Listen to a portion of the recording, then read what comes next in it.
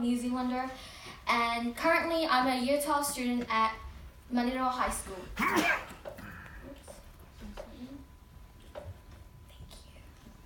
A little bit about Manero High School. At Manero High School, you will witness a range of diverse cultures and ethnicities.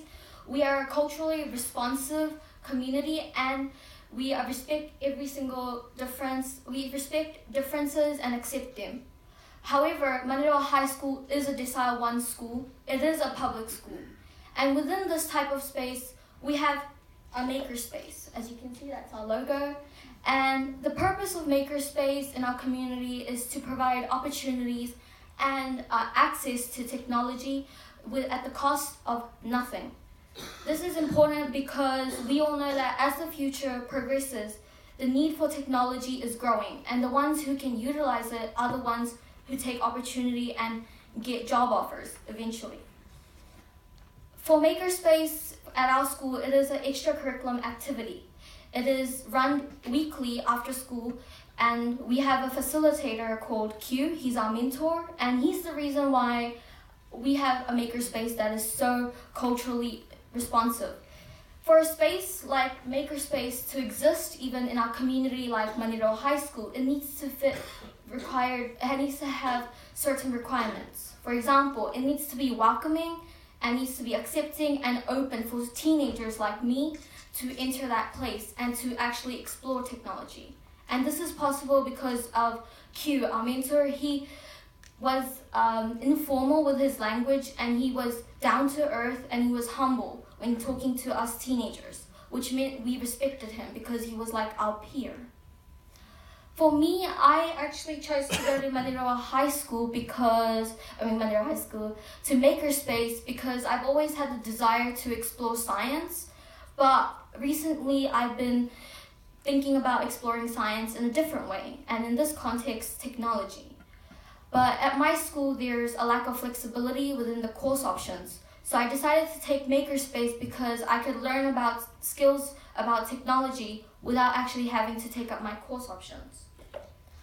My journey in Makerspace was actually really rocky because at the beginning, I actually couldn't find my thing, what you like to say, hobby, or the thing I was mostly passionate about. But when I first saw these go-go boards, I thought, this is so cool.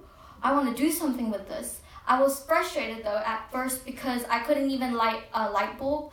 So I took it home and I researched it, did my own learning, and I was able to make my first tangible product in the first few weeks. As you can see, the alarm clock. I was really intrigued by how I can make such a simple thing in such a short amount of time. From there, I went into DC motors. As you can see, the second photo is a light sensor motor. So as soon as it sees light, it reacts. And the third one is a controlled DC motor. It's not Bluetooth yet, but I will be working on that. Then I hit a block. You know how there's the writer's block? I hit a maker's block. I couldn't find anything else to do. I was losing interest, but I continuously came to Makerspace and I saw another type of circuit boards called the Makey. I was intrigued because I relearned my electricity standard again, which I was not pleased about, but I learned it, and I made a fruit piano, as you can see with the grapes. And then from there, I decided to make a Guitar Hero, and this is the circuit for it.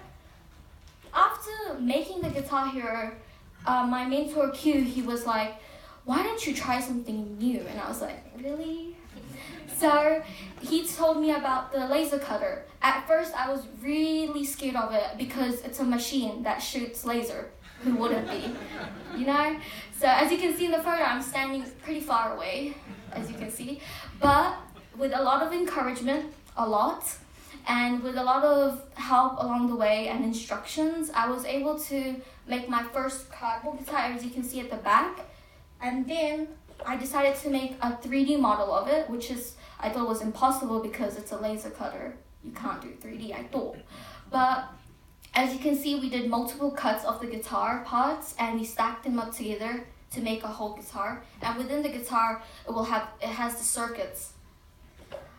that, I had another extracurricular project happening at the same time, All for One Locker project, which purposes that has built lockers for the homeless people in our community.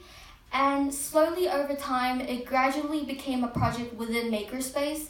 We produced a video that promotes our project's journey and highlights it. We entered it into a competition called Outlook for Someday in New Zealand, and we were one of the 20 winning films. So that was an achievement for Makerspace. Another thing about AFO is that we've decided to do 3D prints of the lockers to present at Future Problem Solving International Conference, which will be held in Boston, 2019 this year. And to get to Boston, I needed money. And as you know, working part-time jobs, things like that, doesn't get you a lot in my eyes.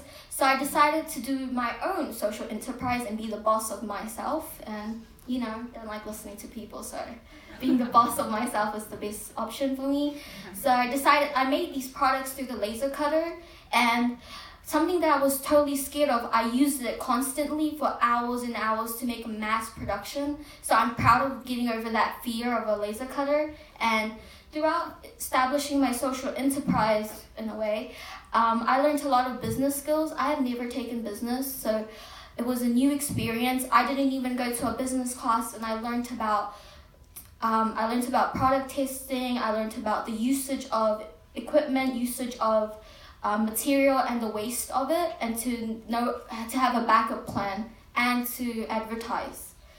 But basically, for me, I believe that education should be a free source, and students should have freedom to choose what they learn. Because with freedom, students can develop more passion for something they actually love. Thank you.